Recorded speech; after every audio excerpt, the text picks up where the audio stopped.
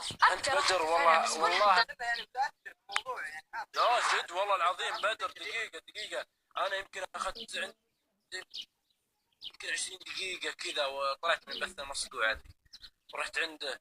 يا ولد احس انه جد الواحد متاثر ويمسك يدينا مع بعض. حزين يعني من داخل مشاعر قلبية وسخة. جد لو تشوفوا يعني حزين الرجل، يعني عرفت لي انا ناظر بعيد عن النوعية الخايسة. ها؟ هو بتحس بسعادة، حزين هو حزين يعني. ايه هذه ايش صرعت.